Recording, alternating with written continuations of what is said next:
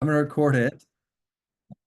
I'm gonna record this so that those who aren't able to make it today, I didn't want to record your sharing of your personal information or introductions.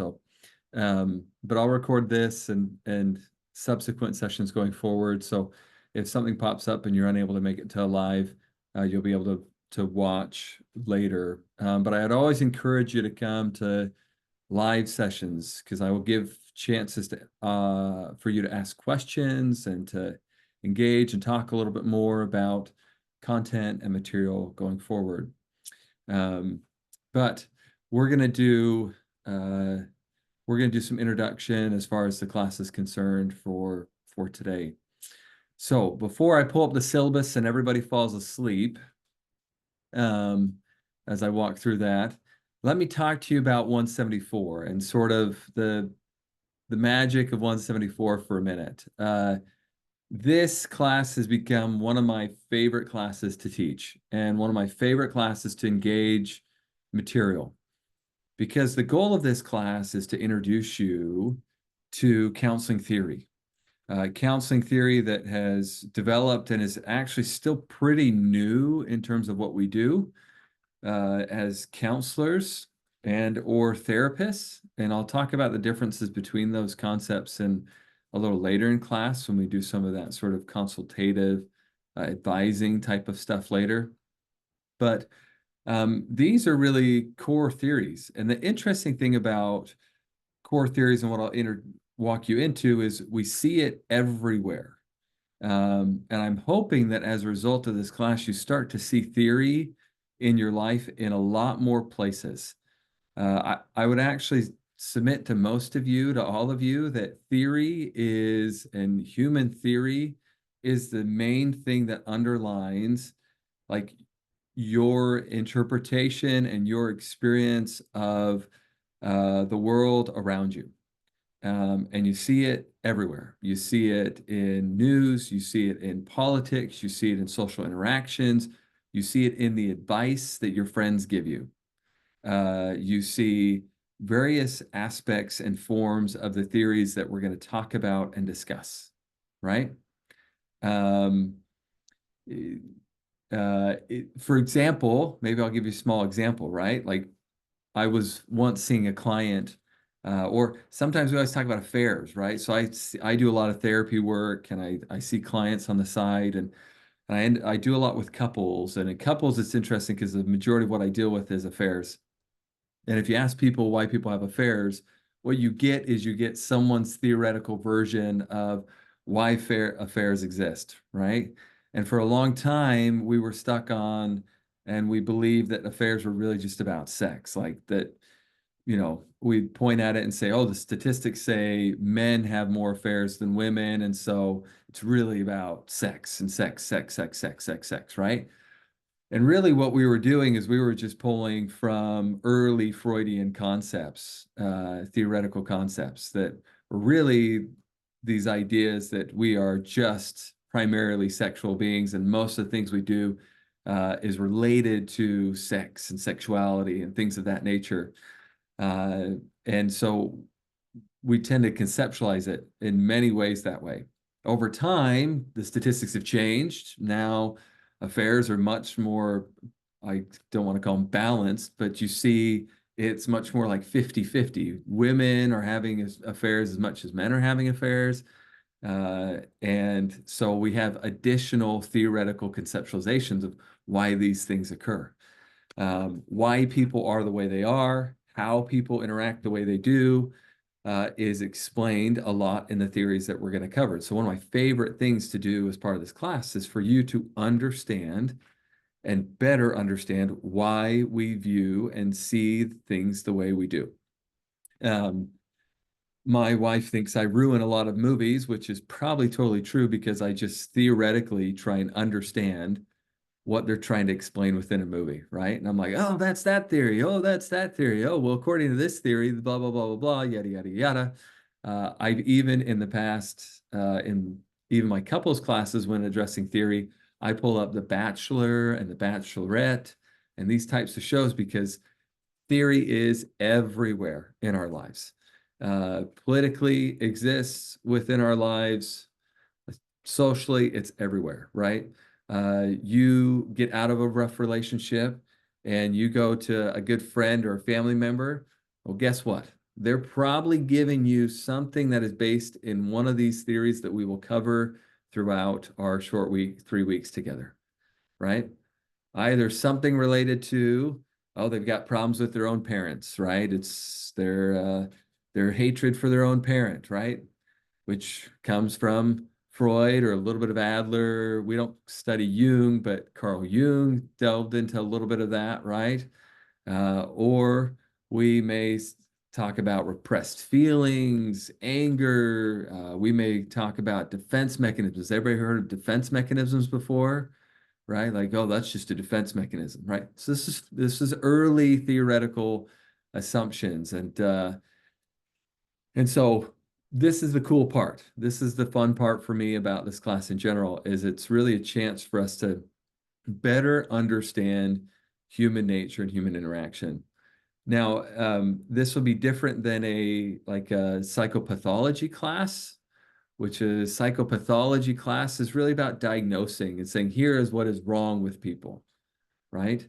When we study theory, theory is not the goal of understanding what's wrong with people or compartmentalizing and putting people into a box.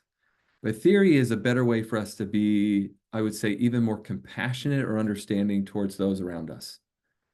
And I find that the more that I study theory and the more that I really try and understand human behavior, human phenomenology, why people act, why people choose and do the things that they do or view the world in which they do, it creates more compassion and patience and understanding.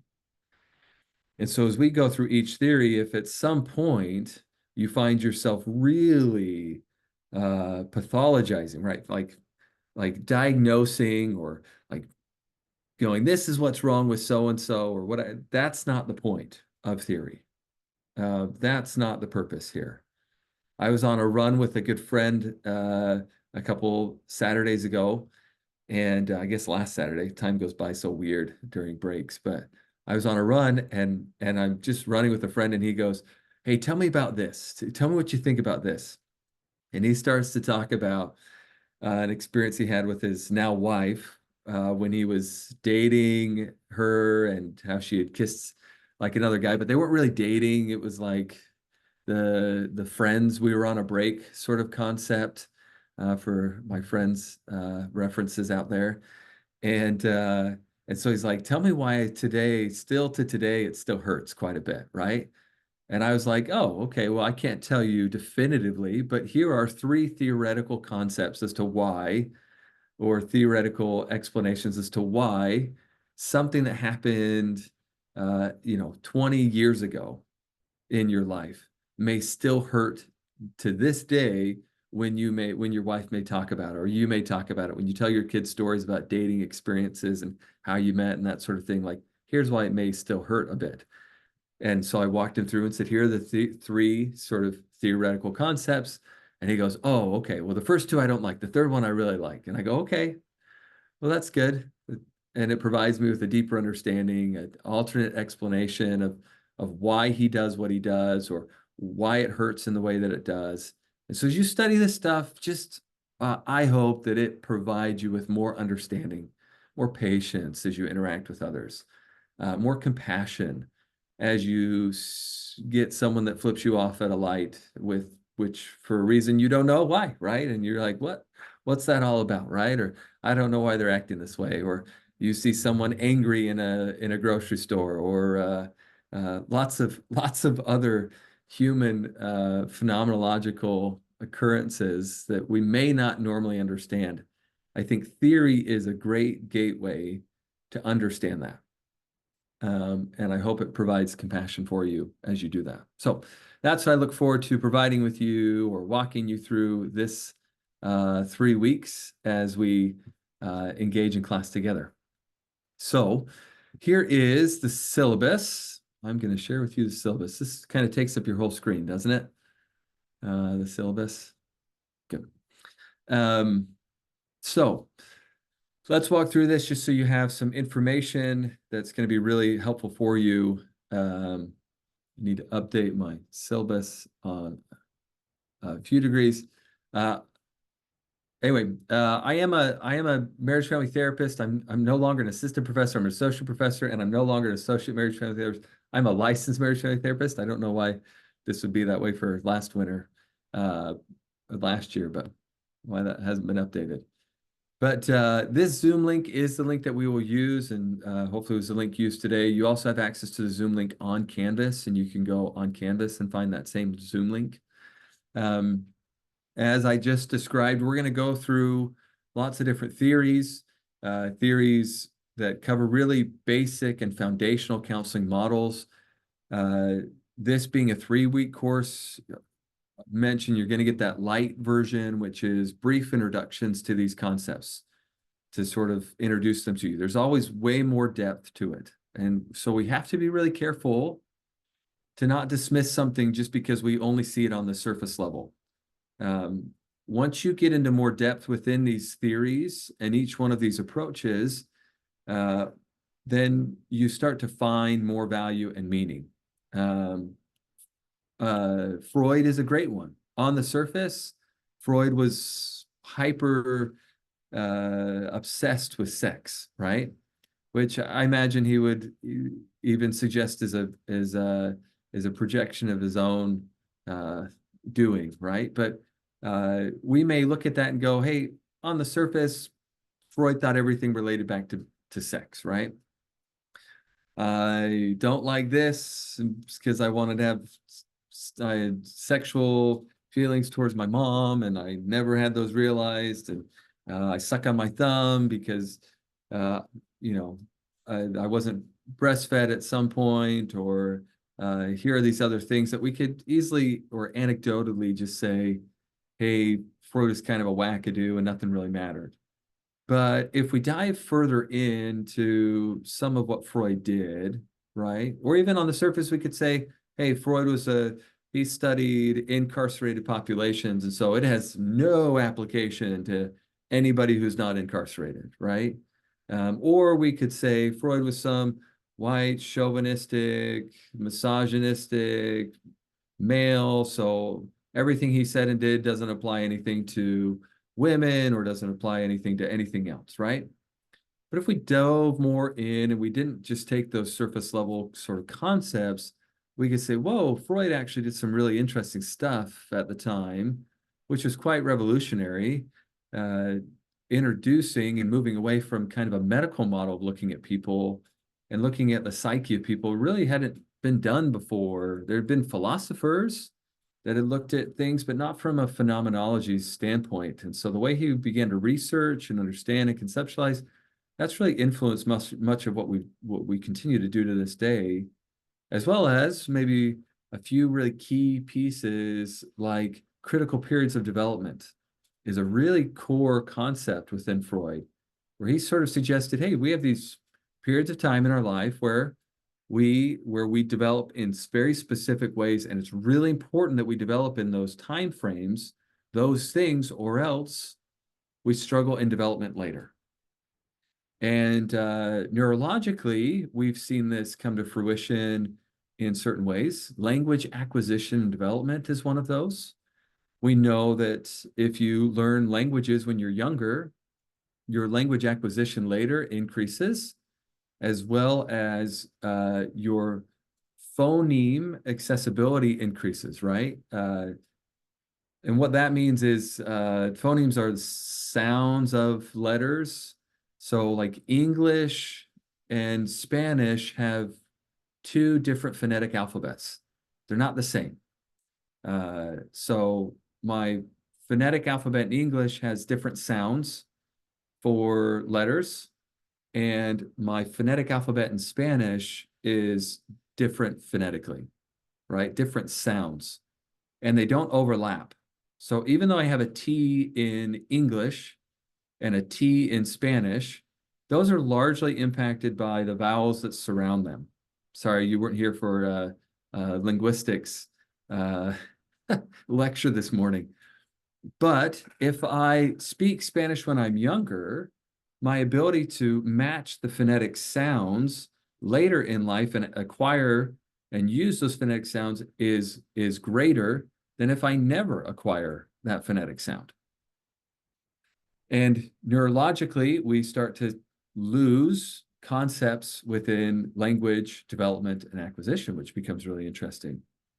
Now, from a psychology or emotional standpoint, we get later theories, and one of the most prominent theories today is probably attachment theory. Anybody heard of attachment theory before? Okay. The roots of attachment theory actually come from Freud's critical periods of development.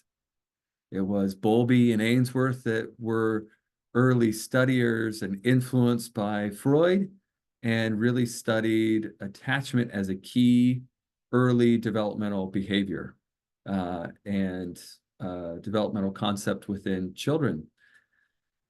So we struggle to throw away Freud just because he believed everything was sexual in nature or based on sex. So we want to be careful with that. So as you go through this 3 weeks, you're going to get a superficial version of a lot of the things that are talked about. Be careful not to throw them away based upon superficial assumptions that you may have, or throw them away based upon your inexperience with the content itself. I would probably tell you, as much as I've studied theory over the past, I don't know, 15 plus years, my appreciation for any given theory has just increased. That there's value and meaning to every theory that sort of exists. And that's why people gravitate to it or hold on to it, or why it's helpful in explaining things. So we're going to go through a ton of theory. Each day essentially is going to have you walk through a different theory and expose you to a different theory. For instructional purposes during these 3 weeks, I try and make it as helpful as possible for all of you, because I know you have lots of different schedules and some are bouncing around doing different things, or some may be on the slopes, or some may be prepping for classes, or some may just be enjoying a little bit of a break. So you can really go at your pace. Whatever pace you need to go through, you can go through. You don't have to follow the syllabus as it is directed. The syllabus is more of a suggestion of a time frame that will get you completed by the time of the last day of class.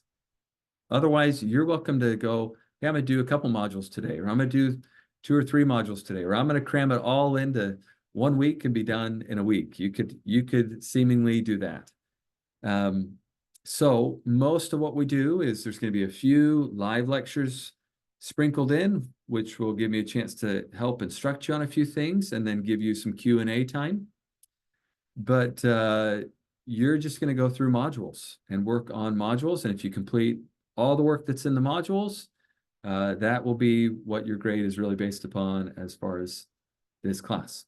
I've taken out concepts. One of the things I've taken out for a 3-week condensed version is a textbook, and I've replaced it with podcasts and YouTube videos and content slides. So you get to go through the content slides and listen to the podcasts that will help you. I didn't find reason for you to cram through a book or purchase a $150 book in a 3-week course time. I've also removed some integrative things that we typically do with the class, which is that we require you to go to therapy and to experience counseling by yourself for yourself and see what it's like. We also do an integrative role play where you apply theory and make up a case or a conceptualization, like a vignette, and then you practice and apply that theory, and you do a demonstration of what a therapist might look like or a counselor might look like doing that theory. So instead, you have just modules that you need to go through and some reflective assignments within those modules and some interactions with one another in those modules. So here are student learning outcomes. As far as your grade, you will have quiz 1, an exam 1, and exam 2, or you could call it a midterm is your exam 1, and then exam 2 is your final. They're not cumulative. They are section specific, and that is listed on the calendar below, and you'll see that in a minute. And it'll break down what those pertain to. Quiz 1 is just to kind of orient you. It's like 10, 11 questions. So it's to orient you to the type of questions that will be asked. Let me just say this. They are all closed book, closed note. You can't use the internet. You need to just take it on your own, on your honor sort of thing. I don't do any sort of respondus lockdown that's going to evaluate you for cheating. If you need to cheat on these things, then you have some other challenges that are going to be personal things that maybe you should address, right? I'm not okay with cheating, but I also am not your babysitter and don't feel like that's my responsibility to hold you to that. Most of you said you're taking this class as a prerequisite for graduate studies. If you don't spend time learning the material and engaging in this, then you're going to find that graduate studies are going to be very difficult for you. Anyway, don't cheat. There's just no point to it. I will tell you this: if you do all the module work and you get I put so many points packed in that if you bomb exam 1, right? If you walk away from exam 1 with like 50% as a grade, you can possibly still get an A in this class because of all the extra points that are sprinkled in through each of the modules, because there's just so many points. So that's why I also say there's no need to cheat, right? I make it very easy. I guess I shouldn't say that word. I make it very easy for points to be accumulated throughout the course and for you to be successful, because a grade does not mean a lot to me. Your learning and your experience of learning is what really matters to me as an educator. And I'd rather you spend time learning the material and learning the information. And I find when you approach academia in that light, then the grades fall and they come.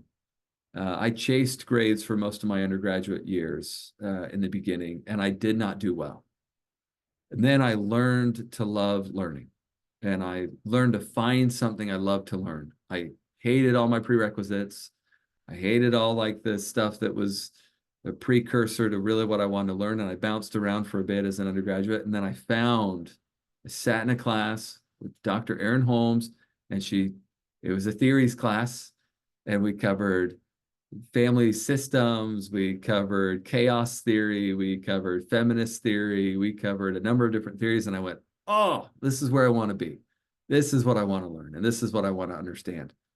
And so once you find that, I realize, and I'm a firm believer that the grades will then show for themselves. And I rarely, if ever, got a B after that, because I just wanted to study, and I love studying, and I love learning about the content and material. So your attendance and participation as part of this class will largely be based upon coming to these live lectures and going through and working through all your modules. Okay. Anything above a 90 is an A, 90 to 100% is an A, and so forth and so on. Since a lot of this is going to be some asynchronous sort of online interaction, I want to encourage you to be really thoughtful. I'm sure that over the course of COVID, if you've gotten taken any classes, COVID really changed our world in terms of academia. But if you've taken any online classes, then you may have heard some of this before.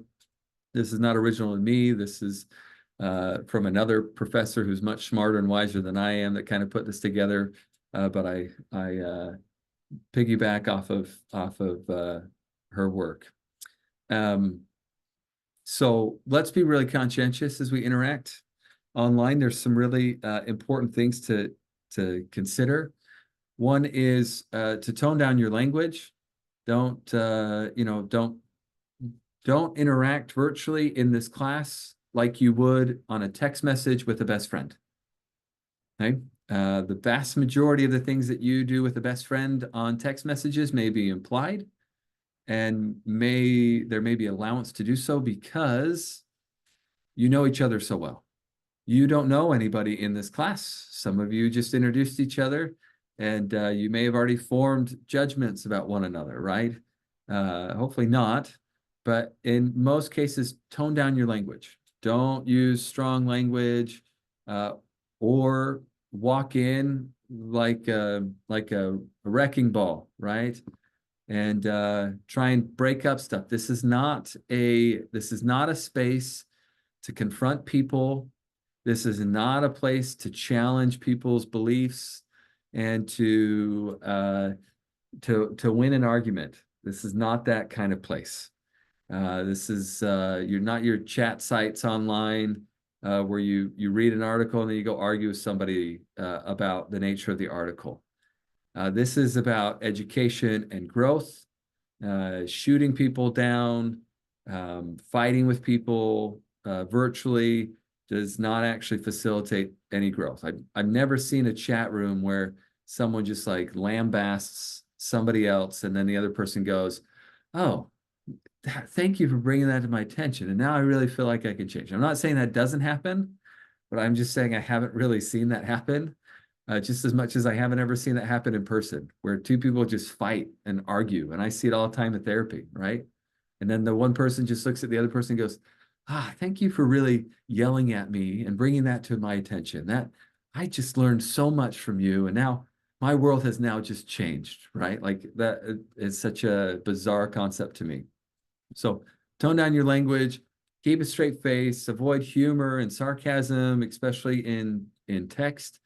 As you're commenting and writing back to people, it's really important to be forgiving, right? If someone does say something that becomes offensive, or that you take offense to, right? Maybe there's some other understanding or some other reason behind some of that. And that could be for a lot of different things. So be forgiving. It may not be that they're intentionally trying to offend or be mean or be rude. I view when we start to learn theory, we're all learning. I continue to learn every semester that I teach theory and learn new things and grow in different ways. So be forgiving of one another. Test for clarity, right?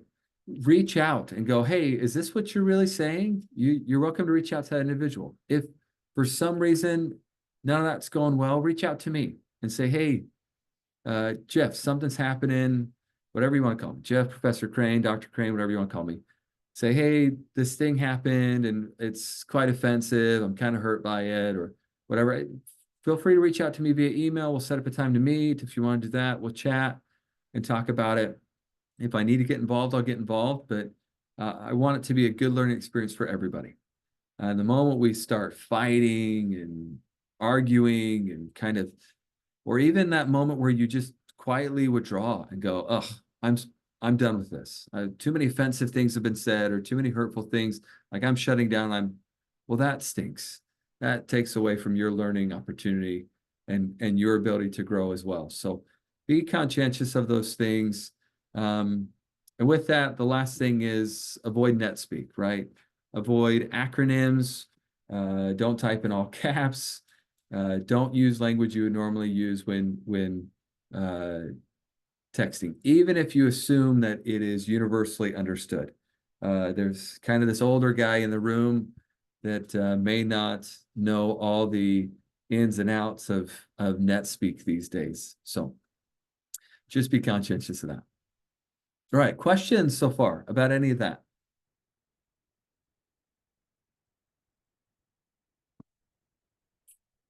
I have a sip of water here.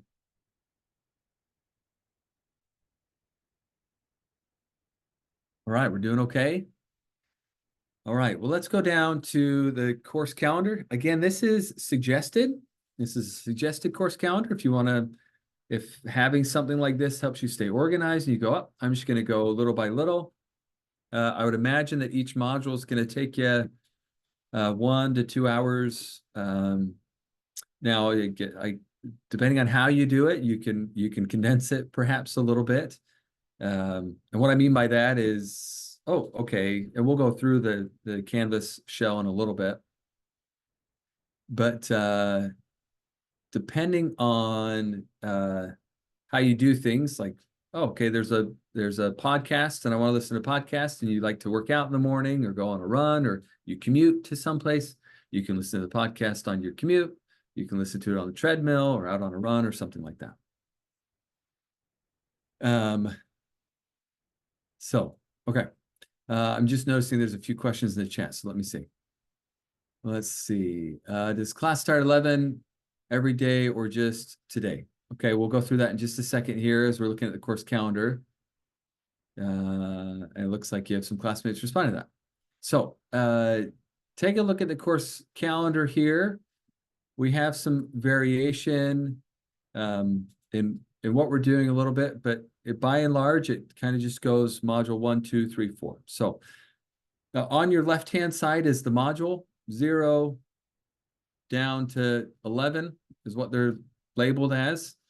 And then there's the specifics. And so 0-1 is really introduction, syllabus, Google Classroom, which you will see associated with the Canvas shell in just a moment.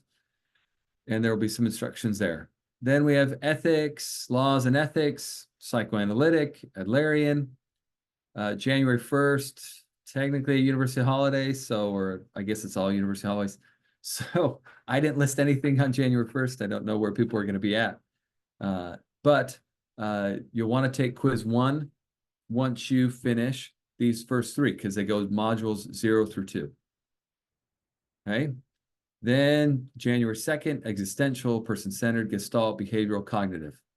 Then here comes exam 1, which is 3 through 6. Okay. Which is what you're going to get. Adlerian, existential, person-centered, and gestalt. Then we come down and go to feminist, postmodern, and family systems, and you have your final exam, which is module 7 through 11. Everything, all work and material needs to be turned in Friday, January 12th by midnight. There is no late period. There's no, can I turn it in after January 12th? And I want to make sure that this is really, really clear.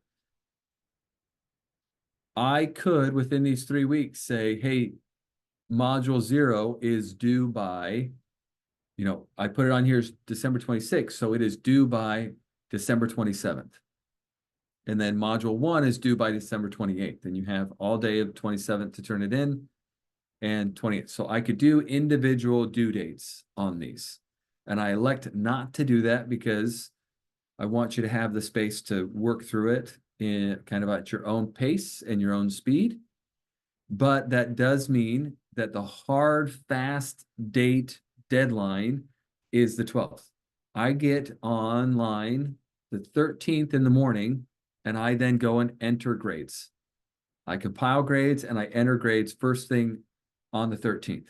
It tells me who submitted anything behind the 12th or after the 12th, and so I know, and you'll be docked points for that. So the 12th by midnight is the absolute last date to submit stuff in. There is no other late turn in. I hope that is nice and clear in terms of all that. Inevitably, I know I will get an email on the 11th or the 12th that says, hey, I'm not done. Can I turn stuff in late? My answer in an email will be no. You cannot turn anything in past the date on the 12th of January at midnight. Okay? Everything needs to be in by that date and time. Because I will get on first thing in the morning and I will grade everything. If not, stay up at midnight and start finishing and grading and then submitting grades at that point. Because I have to, my turnaround time is very, very short on that. The other thing to know on the syllabus here are live lectures, and they vary. I'm trying to get in a number of them kind of at different times because I realize people are going to have different work schedules. Like this, usually people aren't working this time frame, so it's a little bit different. But come January 2nd, people may be back at work. So I'm going to do these live lectures. Today, we're going to go till about 12:30. In the future, they're just going to be about an hour and a half. And there's really 3 more after this. So Friday, we'll have one, 9 to 10:30. Tuesday, 10 to 11:30, and then the following Monday, 10 to 11:30. So pay attention to those, put those in your calendar. If for some reason you can't make it to one of those, I am going to record them and you can watch them afterwards if you'd like to do that. But again, I would encourage you to come so you can ask questions and have some interaction. Jack, you have a question? Yes. So for the tech quiz, it's gonna be just the model 0 to model 2, and exam 1 will be just 3 to 6. So it's not gonna get combined, right? It's gonna be those models that you specifically are saying here. Yep, correct. Okay, thank you so much. Okay. Any other questions on the course calendar or syllabus so far? Yeah, I have a quick question. Go ahead. So since there is no, I guess, due date, um, as long as we turn things in before, what is it, the 12th, would it be considered late? Nope. No, so again, this syllabus or this outline is really just an outline. So if, today is introductions, module 0, you go in to do introductions, module 0. If you're doing that on Friday of this week, you can turn in on Friday. You can turn all that stuff in on Friday. That's fine. It's really meant to be flexible for differing schedules and challenges that people may have. And so they can kind of work around it and do it in a short 3-week period of time. Esperanza. The only thing that has a due date is the quiz and the exams, correct? Like those No. are due. Oh, okay. Oh, okay. Quizzes and exams are even suggested, but I usually put them there. I put them on the syllabus the way they are so that you go, oh, okay, here's my kind of time frame if I want to schedule this out. If I found in the past that if I just say, hey, here's all the assignments and they're due by midnight of this date, usually people really struggle with that, figuring out how to divide up their time and what to do. And so I provide this sort of template to say, hey, if you're a very organized person and you want some structure, then this is the way in which I would probably suggest that you go about and do one module per day during the duration of these 3 weeks. And you can get it all done, and it can take you an hour to 2 hours a day as part of class, and you can be done. And that will work for you. Victoria. So like how you were saying, is the quiz like available now? Like we don't have to wait for you to like allow access? Yes, the quiz and everything is available right now. Everything should be available. The way it's developed on Canvas, and I'll share that with you. I'll go into Canvas now so everybody can see what we're doing on Canvas. And yours will look a little different than mine. But the way that Canvas is outlined is it is a smart logic. So it sort of requires you to go through modules on your own, right? So first day is the syllabus and everything that we're doing here. So this is module 0. We are module 0 here, okay? Here's ethics in counseling. So this is module 1. And you'll go through each one of these concepts. And then there's a little interactive activity. This is not quiz 1. I get a lot of confusion about this. This law and ethics quiz is not quiz 1. It is more of a learning quiz. It is, go take it, go read it, don't slough it off. But if you miss a point, it doesn't count against you. Okay. It may tell you only got 3 out of 5 correct. It's a learning quiz. It's for you to learn and understand the law and ethics, and the quizzes are, I try and write it in a way that it's sometimes fun, and there's sometimes some humor in some of the potential responses there. But if you have 4 out of 5, I go back at the end and I change it 5 out of 5 because you completed it. Okay. But in order to go to like psychoanalytic, you need to do first day and you need to go through ethics and counseling, you need to do this module first, right? So there is some smart logic that says you got to do these things first, but you can go into quizzes at any time. So I just don't know if you really want to go into quizzes and exams, but here's quizzes and exams that you can go into, that you can take. So what you'll find with each one of these modules is roughly the same sort of content, not the exact same content. That would not be great. But what you're going to find is you're going to find that there's lecture slides, and then there is a specific link for a podcast that you are to go to listen to. And then you have a psychoanalytic discussion or some sort of activity with each module. So each one's going to ask you to do something slightly different. In some cases, there's going to be some of the activities that say, hey, go make 2 comments on another person's post, right? And be reflective about someone else's post. In some cases, I'm going to ask you to self-reflect and to then not share, I don't make it public. And so you don't go share with somebody else or comment on somebody else's. But each one is going to have sort of PowerPoint.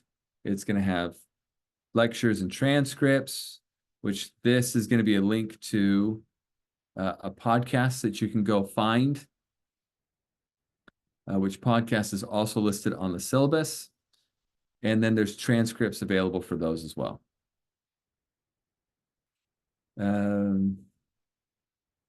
So that's how each module is really going to break down.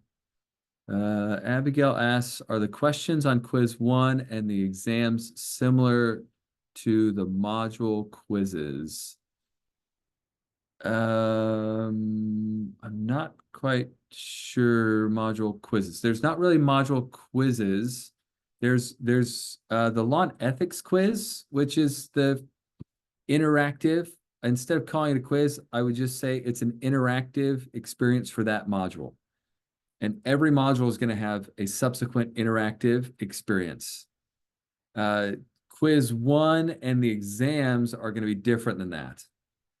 And so quiz 1 and the exams are not going to have the same sort of line of questioning or things related. I don't know if I'm answering your question, Abigail, very well, or if that's even what it's referring to, but you can correct me if I'm getting that wrong. Is attendance like this Zoom graded? Yeah, sure, Paloma. No, not really. So again, the goal is all of you are taking this as a prerequisite. I want you to learn. I want you to have the right experience as part of this, but I realize this is a 3-week course and it's kind of challenging. So I will be recording all of these and you can come and attend. I am not taking attendance today with those who are here and won't take attendance going forward, but this is going to be your opportunity to ask questions and to come and discuss the theory a little bit more, things that are meaningful or interesting to you. Okay.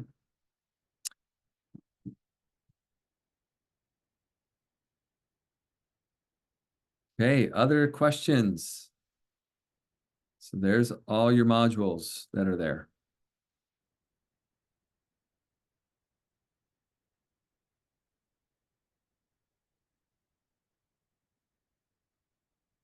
Stop that share. So make sure you have access to Canvas. Questions about the syllabus or assignments or anything that may feel unclear to you so far? Please, Esperanza. So it says course requirements and assignments. I did notice that where it says exams, there's the study guide. Where would those be posted? It says Blackboard. Yeah, it should say Black. It's on Canvas. Okay. So in there, you should see them posted on there. I will double check.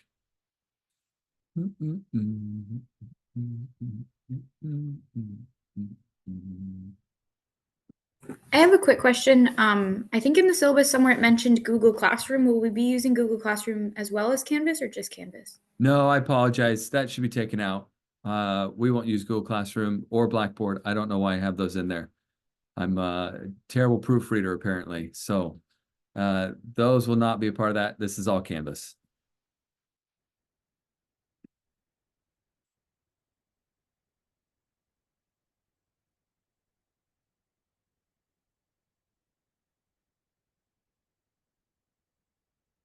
If we have questions for you, do you prefer an email or a Canvas message?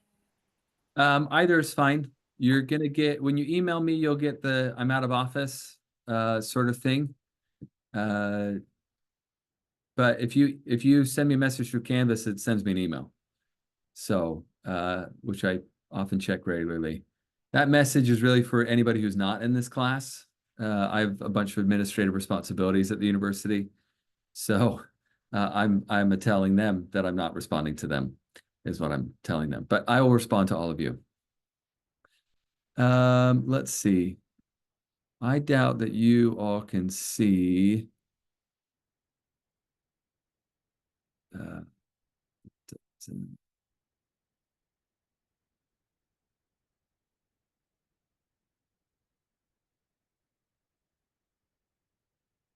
Announcements.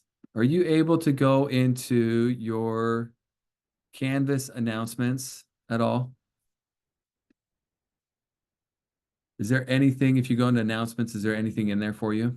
Yes, it is. It is the exam study guide. But oh yeah, it is the yeah, we can see the study guides now.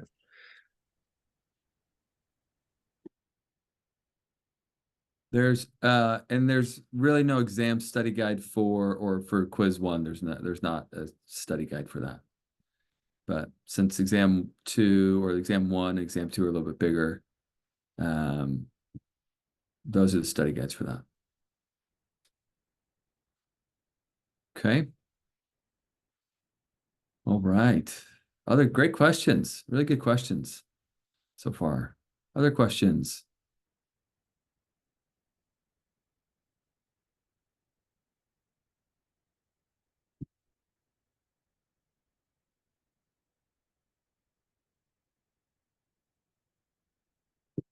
Okay. So Abigail, thank you for the clarification. Yes, I would suggest you use exam study guides to best prepare for those exams.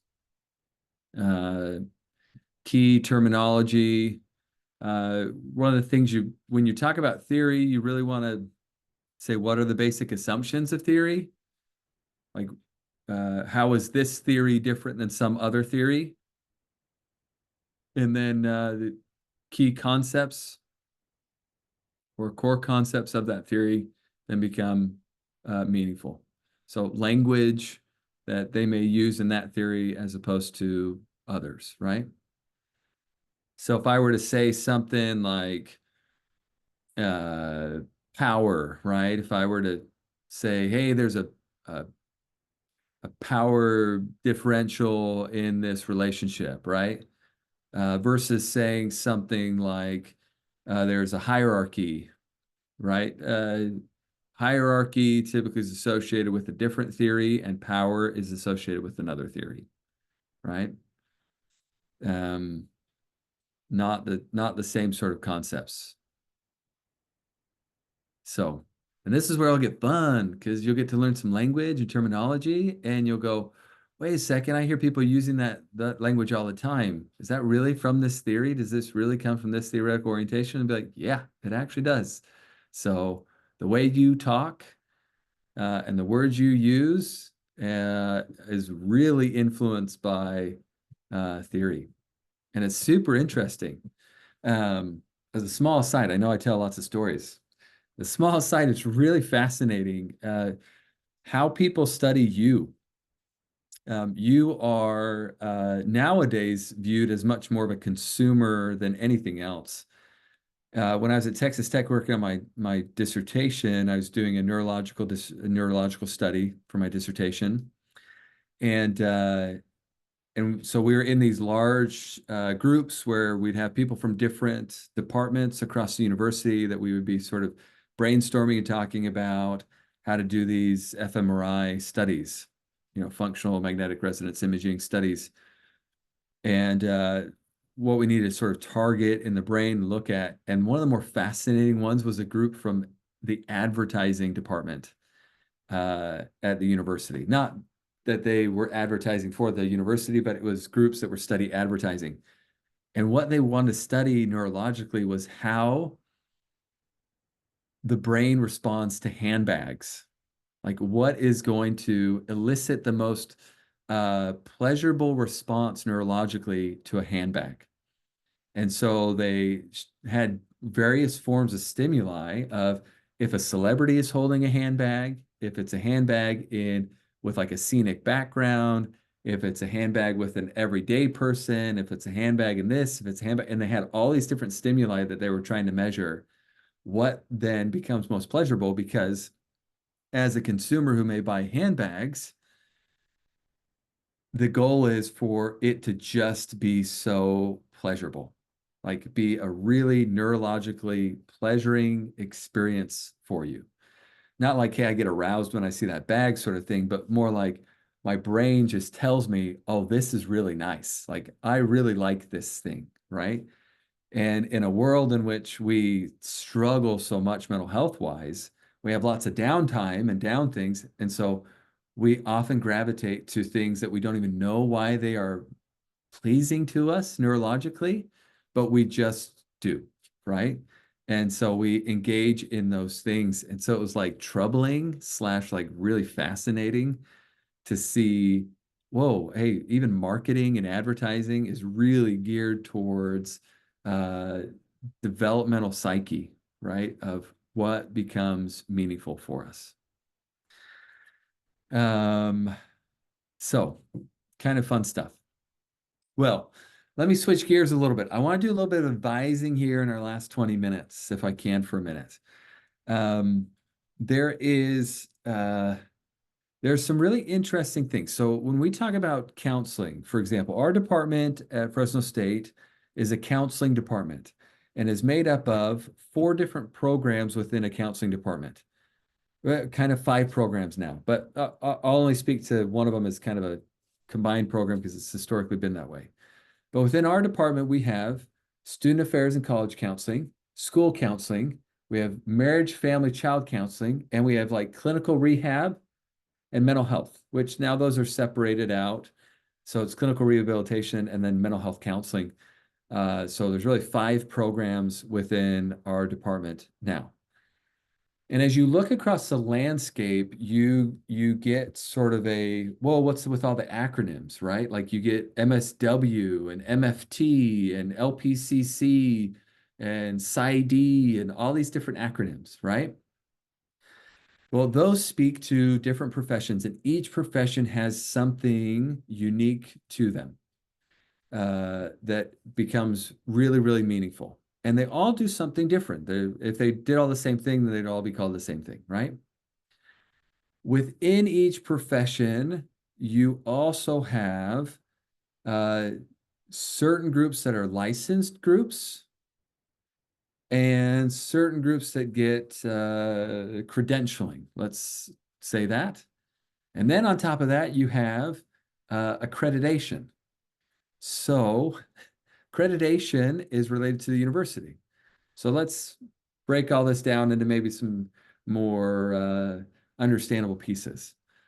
As a program or a department, a university as a whole, we are accredited. The university is accredited. All of its education is accredited generally, right?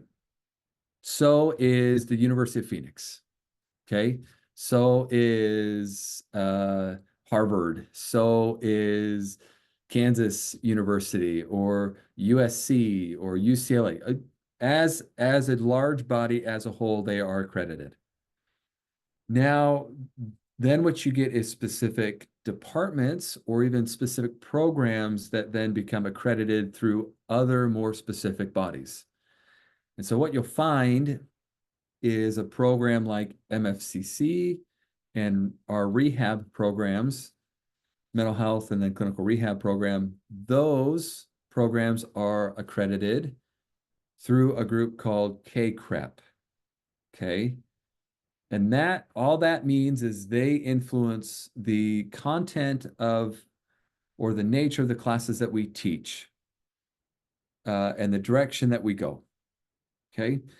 Other programs across the country could be accredited by COUN, which is another counseling accreditation program. Okay. And they just influence the nature of the classes that are taught. Now, even if, so within our department, we have 2 programs that are not CACREP accredited. School counseling and student affairs and college counseling is not accredited through CACREP. Does that mean they're not good programs? No, they're still accredited through a larger accrediting body, but they don't have the specifier accrediting small group, right? And so what you see there is you see like our MFCC program and our rehab program, they require 60 units because that is what's required by the accrediting body. School counseling and student affairs and college counseling are 45 units. If they wanted to be accredited by CACREP, which they could, then they'd have to switch to 60 units, which would add at least another semester to your school of study, right? But they don't. So, but it doesn't matter. They're both great programs. They're accredited by some form of a program somewhere. That makes sense? So what we often get is we get students that want to come in and say, hey, Fresno State's super reputable and I want to come to Fresno State. And then they go, but I need total flexibility. I need total this, you know, online classes are better for me, right? Okay, well, then maybe Fresno State's not the best place for you. In a clinical practice, we hire students that do online degrees and online schooling all the time. Because at a certain point, people just care what you can do, not what your grades were in school, right? And a lot of programs are going to offer you accrediting experiences. Okay, so but we start there. What you then get is you get a subset. So within our program, so rehab and then MFCC, those programs provide you with an opportunity to go and get licensed. And now you get licensed individuals and licensed professionals in things. In order to be a therapist, a marriage family therapist, you have to be licensed. To be a school counselor, you do not have to be licensed. To be a student affairs and college counselor, you do not have to be licensed, which is great, right? Who controls licensing? The state controls licensing, right? At the state level, they dictate what is going to be the requirements of licensing. And then they give power and authority to an entity like the Board of Behavioral Services or Sciences to say, here is what you can require in order to get licensed, which usually requires a lot of accumulation of hours, exams, and the almighty dollar, which the state loves to have. And so you have to pay lots of money in order to get licensed. And then to continue, every couple of years, you have to pay more money to stay licensed as you accrue more hours and get more continuing education. So what you'll see is like MFCC, our program is called MFCC because the accrediting body tells us we need to name it that. We cannot use the word therapy, but our license is marriage and family therapist. So if you ever see LMFT behind someone's name, that means licensed marriage family therapist, right? You also have a precursor to that, which is AMFT, which is an associate marriage family therapist. And that's someone who's preparing and accumulating hours and needs to take their exam. You also see MSW, which is a master's in social work, okay? But then you see LCSW. So MSW is related to the degree.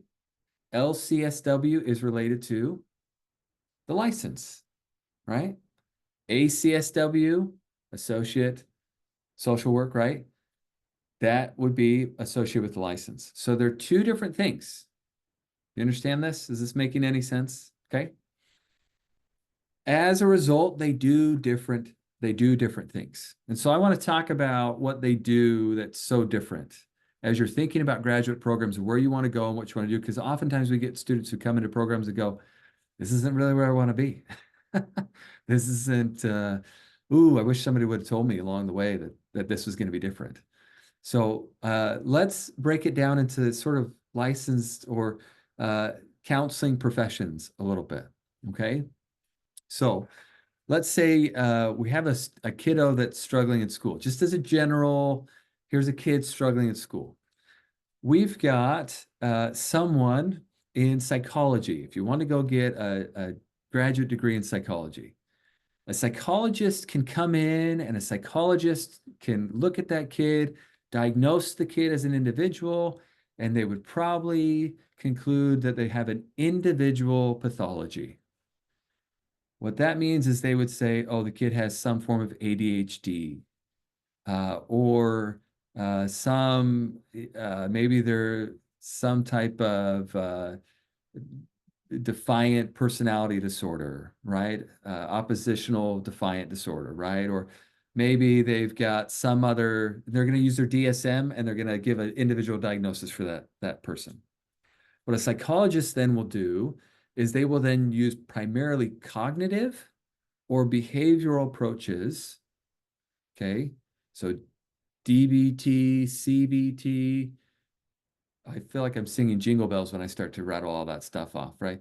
DBT, CBT, jingle all the way. Anyway, so that's what I feel like I'm doing. But they will use then those behavioral and cognitive behavioral approaches as a way to curtail or change behavior and alter things within the scope of ADHD or OPD or something like that, right? What they may also do is a psychologist could also refer a child to a psychiatrist. Now, a psychiatrist goes to medical school, 4 years of medical school, and then specifies into psychiatry or psychological medicine as a result. And then psychiatrists give out medication. They'll do assessments and then give out medication. So that same kid then goes to the psychiatrist and the psychiatrist says, oh, I concur with the psychologist. They have ADHD. Now here's some meds, right? We'll start here at this level, come back. And so our first meeting is an hour long. Our subsequent meetings are like 15-minute sessions. And they don't do a lot of like, I'm diving into your history and your family and getting to know and all this stuff. Like it's not a deep dive into that, right? Psychology, not as much of that as well, okay? But it's very individual based. We good? Then we move over to someone like a school counselor comes into play.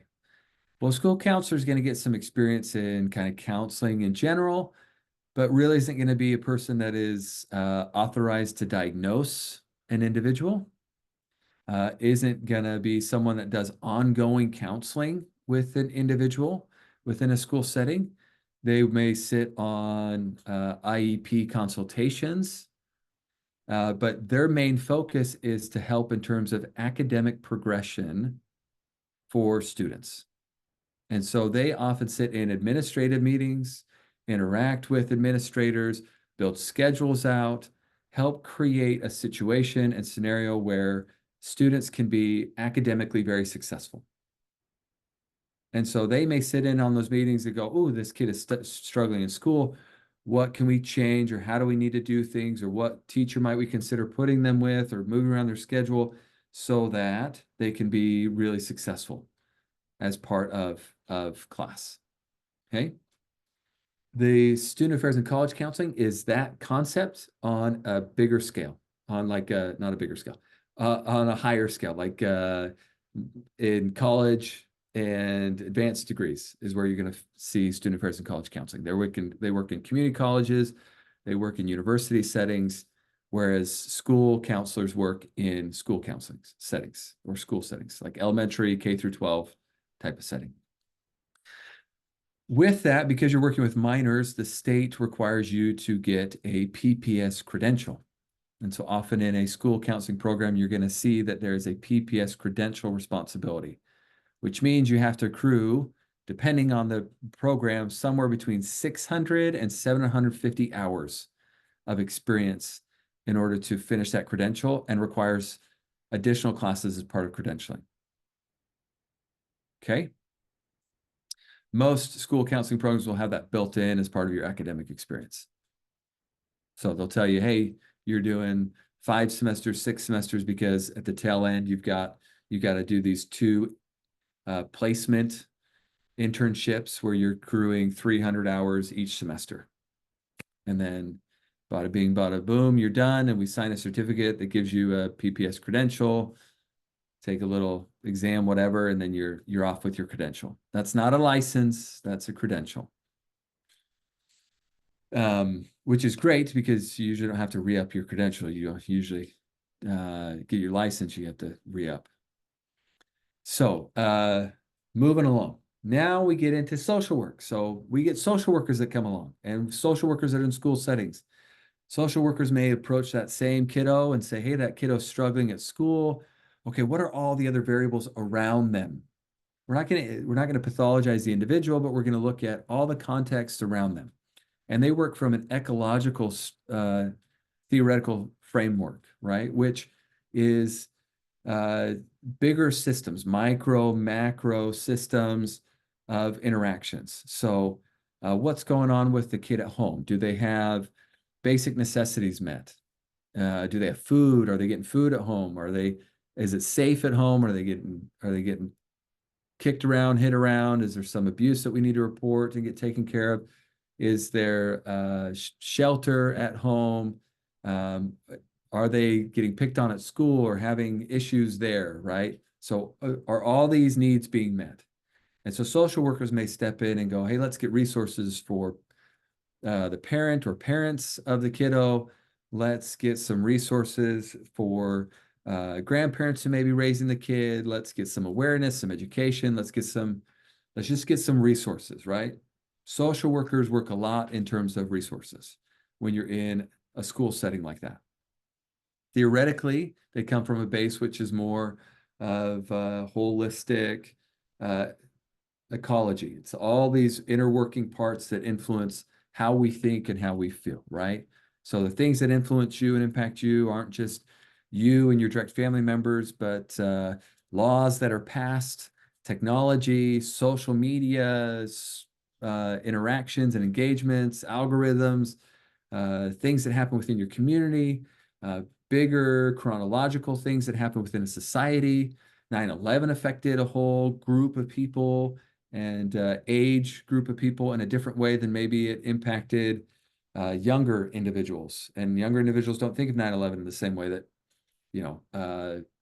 people my age may think of 9/11, right? Just as much as I don't think about D-Day and World War II and the Depression, as much as those time frames for people that were impacted by that, by those chronological or sort of looking for cohort type of effects. So then we move to an MFT. So if a marriage and family therapist goes into a school setting and sees a kid struggling, their primary focus is on relationships and systems. And those are different systems. Those are relational systems. So what they may look at is, whoa, what's going on at home for the kiddo in terms of their relationship with their parents, or what's going on in their parents' relationship or the kid's relationship with others. And so a therapist may work on bring the whole family in instead of, hey, I'm going to just diagnose this kid with ADHD or some sort of individual diagnosis. I'm going to look at the family and say, oh, the family's really struggling with, hey, they're going through a divorce, or there's some sort of abuse going on, or there's some addiction or dependency or something of that nature happening.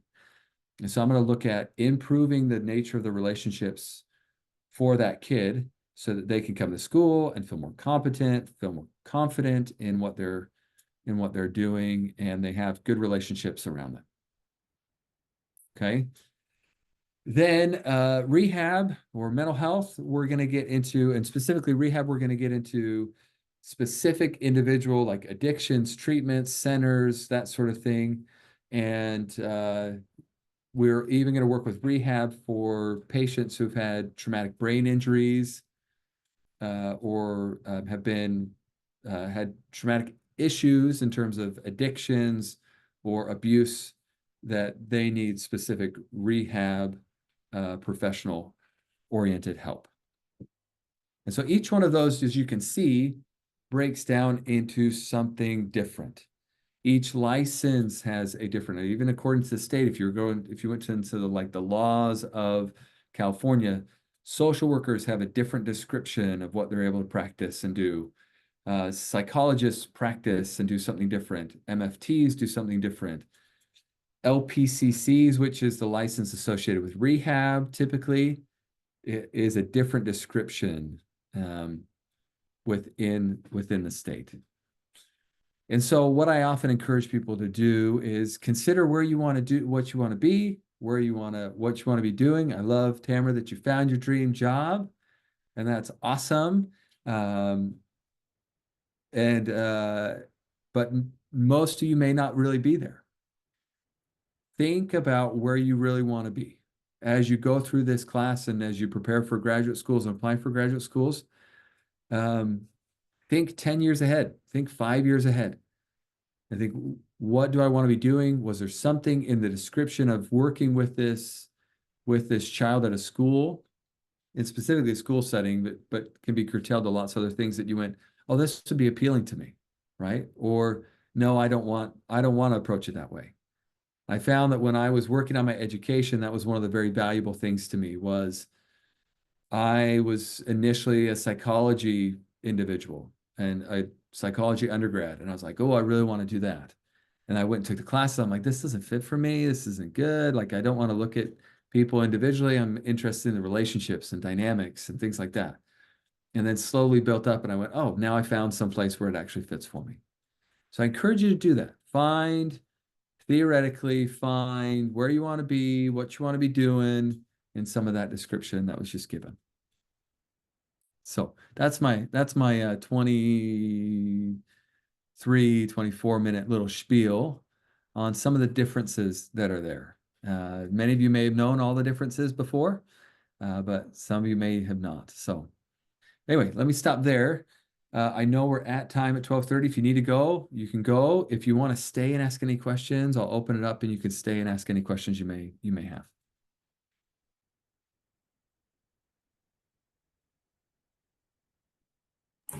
I have a question, and it could just be a me problem, but I know that there are probably some other continuing global education students in here. I can't open docx files for the study guide because I no longer have that through the school. Can I get that through continuing global education without having to pay? Let me go save the file as a PDF, and then you should be able to do that. Awesome. Thank you. That's so helpful.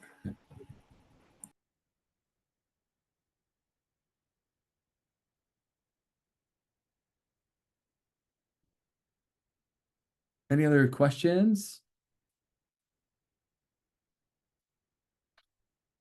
or comments?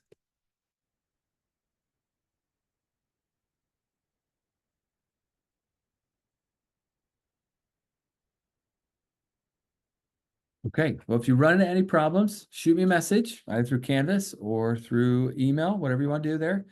And I will see, hopefully, a lot of you or most of you on Friday for our next live lecture. Have a great day. Take care, everybody. Thank you, you too. Bye-bye.